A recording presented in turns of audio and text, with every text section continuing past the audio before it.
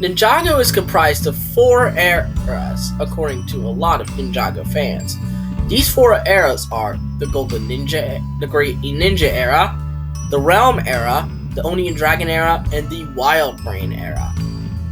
Now, a lot of people have been wondering and asking me, which era do I think is the best? Well, here's that video. I am Lincoln Nindroid, and today I will be ranking all 4 Ninjago eras.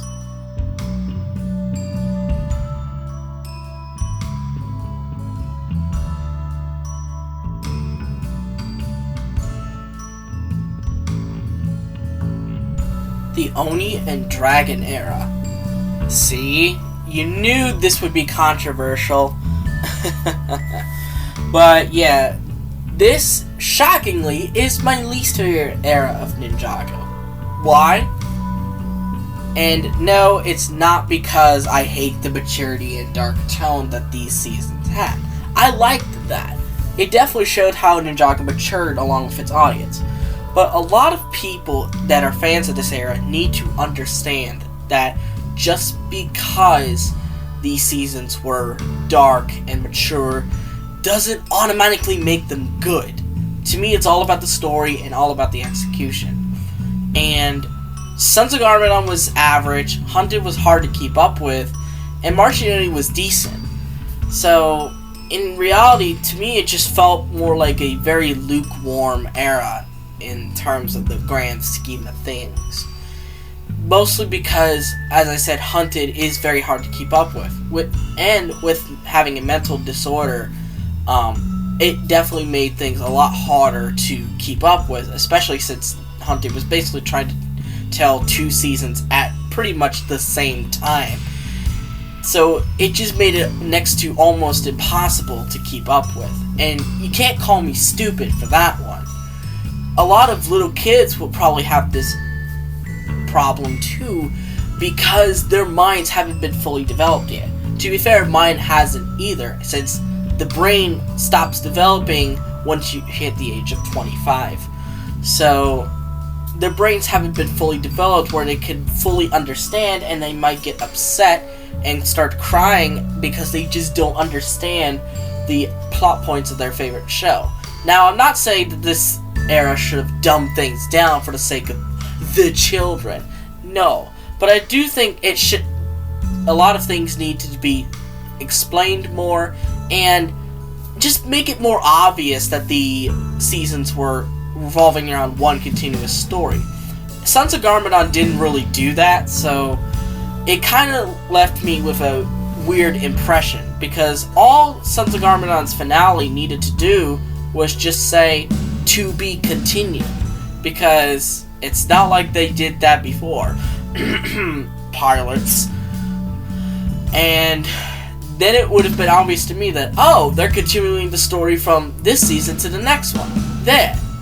Problem solved. But for some reason, that didn't happen. And therefore, I was confused as to why it ended like that. So, yeah, these installments were very lukewarm and just average to me.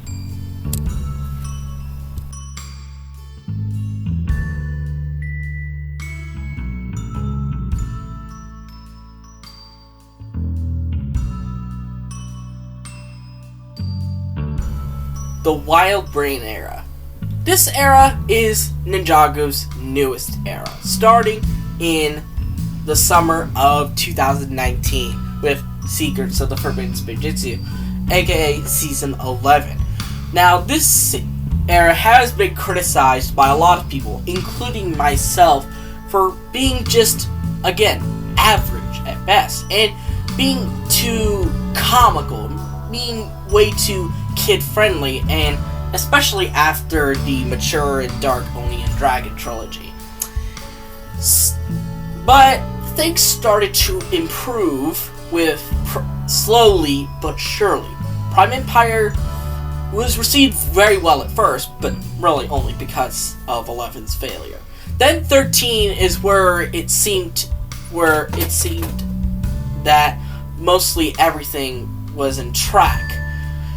But the island didn't really help. It was just kinda there, I guess.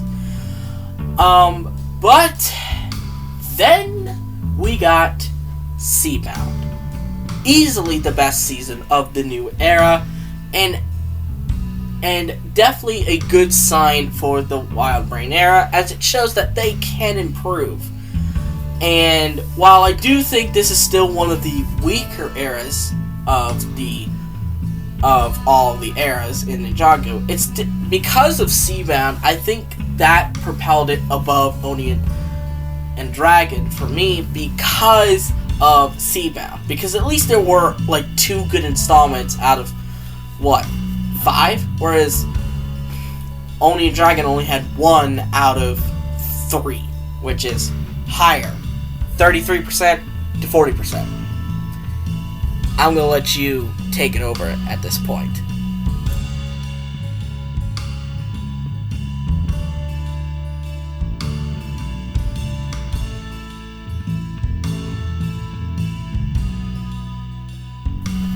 The Realm Era. The Realm Era is comprised of seasons 4, 5, and 6. And I call it the Realm Era because they all introduced the concept of realms to the show. Whether it be the Curse Realm, Ninjago, you name it. Realms have been a thing for ages now. And you have these seasons to thank for it. And I like Tournament. I do think it's a tad overrated, but I don't think it's like really bad. No, far from it. Possession I love. I love Possession. Easily the best out of these 3. And it would have been number 1 had Skybound not existed. Skybound is, not good to me. It's kind of crap. Especially considering the whole season is kind of, well, I wouldn't say erased, because some events, happen. Some events do happen, and it does kind of develop the Jay and Nia relationship, but it feels like such a waste of time to me that I just honestly don't care about what actually came as a result of it. I just really did not care at that point.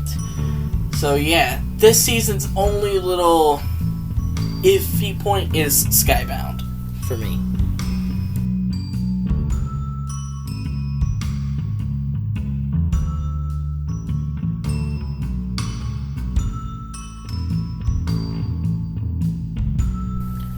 And at numero uno, we have the Green Ninja Era, otherwise known as the first 3 installments of the show.